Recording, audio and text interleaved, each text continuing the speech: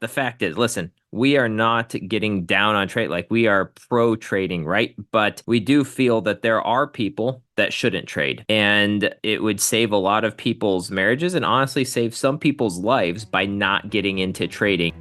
Hey everyone, welcome to the Anarchy Podcast. 99% of traders will never make consistent profits. So why listen to the 99% of advice? On this show, we're going to challenge some of the most hallowed and repeated tenets of trading, and in doing so, set you up to succeed where others fail. Spoiler alert, we don't have a secret strategy or magic wand that will let you skip out on the hard work of learning the markets, but we can debunk viewpoints that are holding you back. If that sounds good to you, come join us.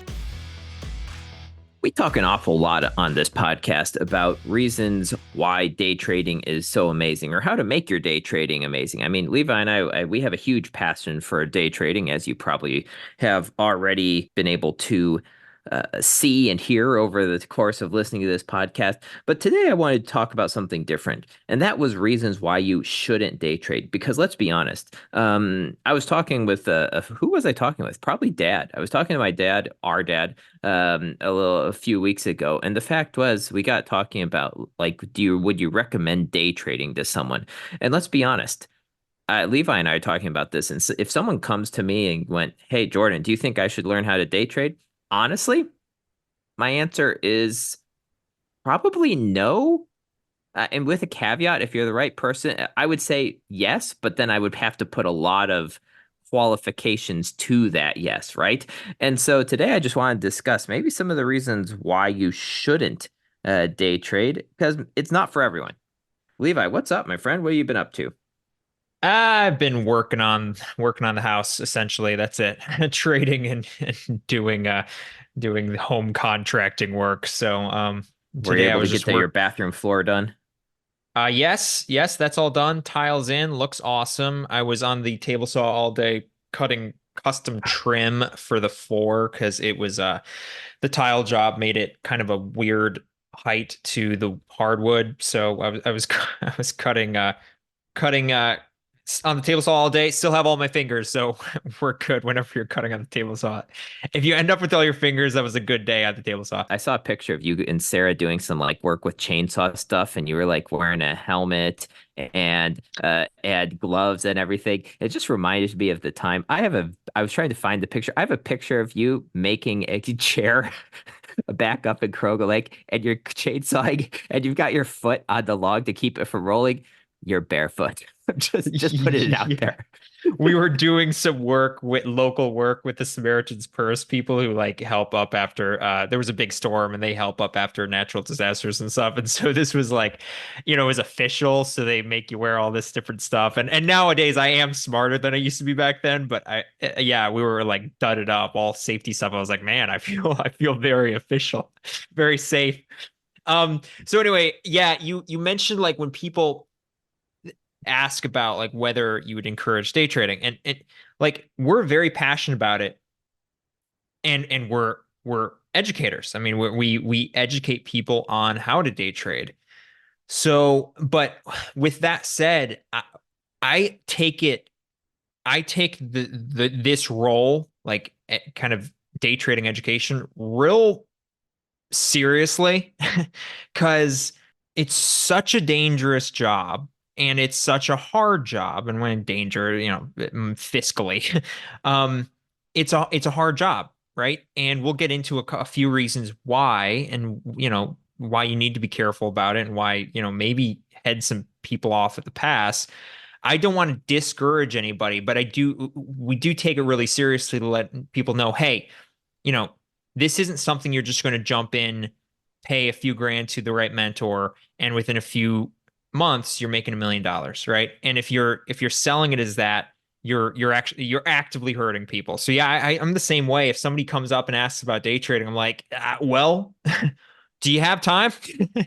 Because if you have time, then it can be really great. And we'll get into a few of those reasons, but go ahead and how about you lay out at least one of the reasons why maybe you shouldn't day trade. Well, listen. I mean, the number one is statistically, your chances of failing are very high. I mean, let's be honest. As day traders, we depend on statistics to give us our edge, right? It's all a statistical game. But the thing is, we talk about our day-to-day statistics, our win to loss statistics, our win ratios, but then day traders, we seem to all kind of avoid that one statistics that we don't want to take into effect, which is 95% of day traders end up losing money. And that depends on which stat you look at. It could be a little less, could be a little more. But the fact is, the majority of people who day trade end up losing money and end up quitting day trading in the hole. And that's just a statistic that you can't avoid. Yes, there's ways that you can mitigate it. There's ways that we believe that if you practice long enough and you put the right things in place, that you can be successful. But the fact is, you are still fighting a very, very significant statistic. Yeah, I mean, the fact of the matter is, it's just a hard job. Like, it's hard to do. This isn't something, you can just kind of stumble into. There's a lot of jobs that you can kind of just stumble into and figure out as you go and figure out quickly. This isn't one of them. And I agree. Like we've said before, that number, that statistic, like 95% of people aren't successful. Um, we firmly believe that that's because a lot of people fundamentally misunderstand what makes a successful day trader, right? Most people think it's about learning the correct technique, and so they can spend years trying to surf all the, a bunch of different strategies and try to find the right technique instead of finding out what the true magic is, which is putting the time in and training your brain. And so we firmly believe you can beat that statistic, but that doesn't mean that statistic doesn't exist.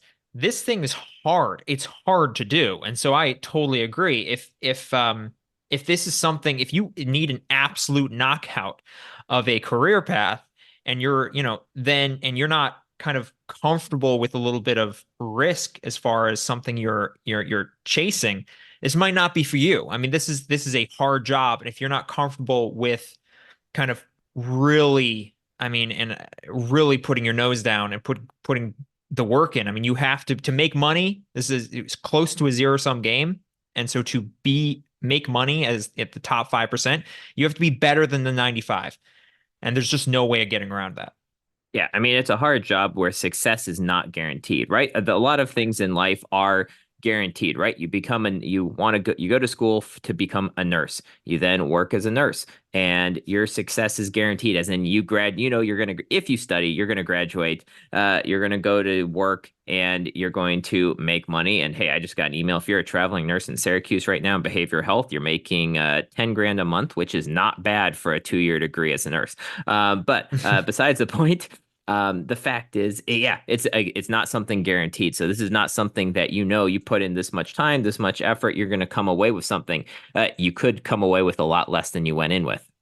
Well, this is why, by the way, we say to do this when you have a job, right? To do this part-time. Because if you can get yourself into a position where you have a job that you're comfortable and that you can then put an hour or two into trading every day, well, now you have a system that can work, right? Now you have a kind of a stable base where you can learn day trading. This is why we ward people, because it's always the case when somebody's looking for a new job or looking for a new career path, right? They lost their job, whatever. They come to you and they say, "Hey, should I learn day trading?" Because that's when you start looking for jobs, this is when ads for day trading courses pop up. So everybody it starts asking, "Hey, should I look at day trading for a job?" The answer is hard no. Hard no, right? Pass. You can't learn day trading when you're desperate for money. You just can't, and you don't have the time, and also it'll screw everything, all your psychology up. So yeah, day trading is possible to learn over time. Make sure you have a stable job.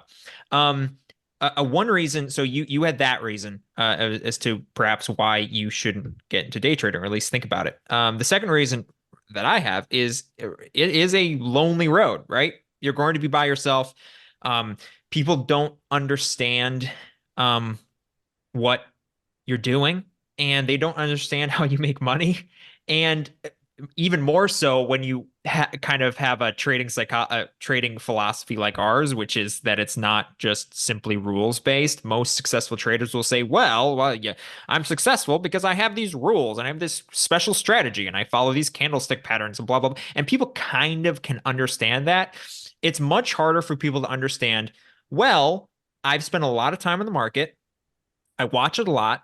I do have a strategy, but at the end of the day, I do take trades and I don't take trades based on kind of feel. And people go, "What are you talking about?" And that doesn't really make a whole lot of sense.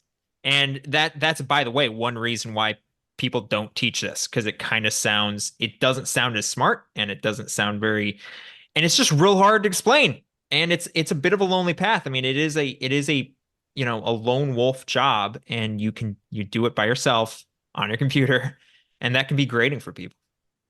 Yeah, trading is a lonely game, right? Because no matter, even if you, let's say you worked at a prop firm or you work somewhere where you're working at at a trading desk with other traders, you're still trading by yourself. And honestly, anytime that you're any good trader will know that you can't trade with other people. Levi and I, we to laugh about this sometimes because we do like trading together, so to speak, but we actually have quit doing it just because it doesn't work, right? Because anytime you trade with someone else, it's essentially bringing in bias into a system that is already the finely tuned machine. And so the fact is, in order to be a successful trader, you've got to trade by yourself. You can't let other outside influences in. You can't be watching other traders live trading while you're trading because it's going to mess up what you're doing. And the fact is, it's just you're gonna be going solo a lot, and people aren't gonna understand it. Your loved ones aren't gonna understand it. Your significant others aren't gonna understand it. And that's okay. But you have to be willing to be able to do that. And let's be honest, you have to have people in your lives that are also willing to let you do that as well without completely, because let's be honest, trading is not worth destroying your relationships for. Let's be honest, there's a lot easier ways to make money than trading. So if trading is going to ruin your relationships and just go find something else to do, right? Like go find a different hobby. Agreed. Agreed. Yeah, nothing's worth ruining your marriage or your relationships. So, if you're not able to fit trading into your life, we've said this before. We love trading, but there's a ton of ways to make money, right? So, if trading's going to ruin your life or ruin your relationships or make you lose to like if it's going to ruin your sleep, this kind of gets into our next one. If it's going to do that, then don't do it, right? Find something else to do. Life's really short, so don't do something that's going to make you miserable in the long run. This is comes to the third one, which we'd talked about, which was the third reason you might want to avoid getting into day trading is if you have a bad relationship with risk. And that cuts both ways, right? Whether you are really uncomfortable with risk or whether you're perhaps too comfortable with risk and you're, let's say, like a gambler, right? Both of those people are going to be one, unsuccessful, and two, miserable. And we've seen this happen in real life. Yeah, absolutely. And let's be honest, all of us have are going to be on one side or the other of that, and that's why Yeah, it takes time to learn to become a good trader because psychologically, all of us are going to. Well, honestly, I think you're gonna be on both sides of the spectrum, in different ways. And trading, it takes time and significant, personal effort and work in order to make it so that your relationship with risk is a healthy one. Because yeah, all of us, I think somewhere deep inside all of us, there's a bit of gambler in all of us, right? sure. Like life is a game. Like everything in life, there's risks in life. It's a risk to get in your car and drive. Right. Like, I mean, I laid down my motorcycle last week for the first time in my life after 10 years, and I was only going like 20 miles an hour, so it was fine. The road was super slick. And anyway, laid my bike down, right? But that's risk, right? Like that is acceptable risk, and we're always constantly analyzing: is this risk? Is what I'm doing? Does the benefits outweigh the risk? And but the problem is what you get in trouble with are the people where suddenly it's no longer about that. It's all about chasing the thrill, right? Yeah. And that's where it becomes dangerous and unhealthy and detrimental probably to not only your psychological health, but the psychological health of those around you. Yeah, I mean that's the difference between you driving your motorcycle because you're willing to take that risk, even though motorcycles are more dangerous. You're willing to take that risk because it's very convenient. It's like it has a lot of pros as well, right? It's the difference between you and three between the guy. dollars a week on gas, my Yeah, friend. Three exactly. dollars a week. Holy crap. Yeah, it's the difference between you taking that risk and a guy driving 200 miles an hour on his bike, weaving in and out of traffic, who posts those videos on social media, right?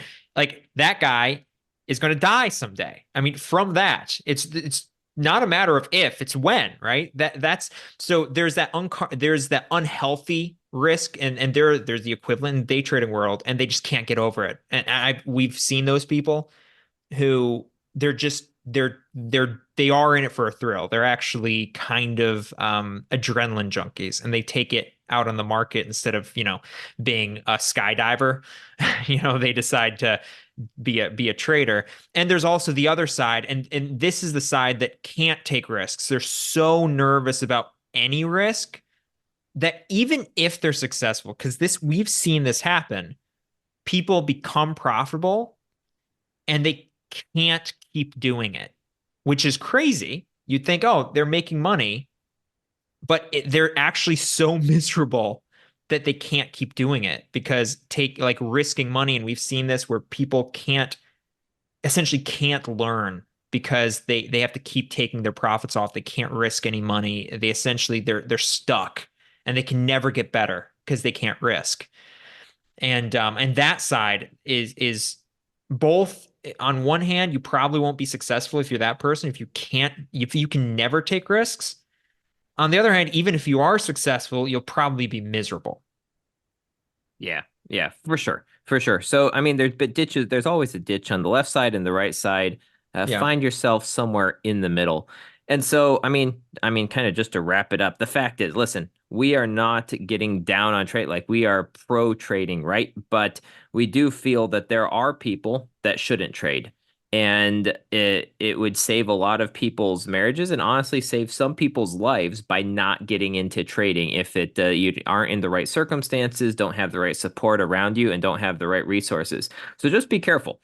And it's an amazing journey. It's a fun hobby and can be a fun, rewarding career if you handle it properly and you're willing to put in the time and the work and be willing to really truly analyze whether this is something for you.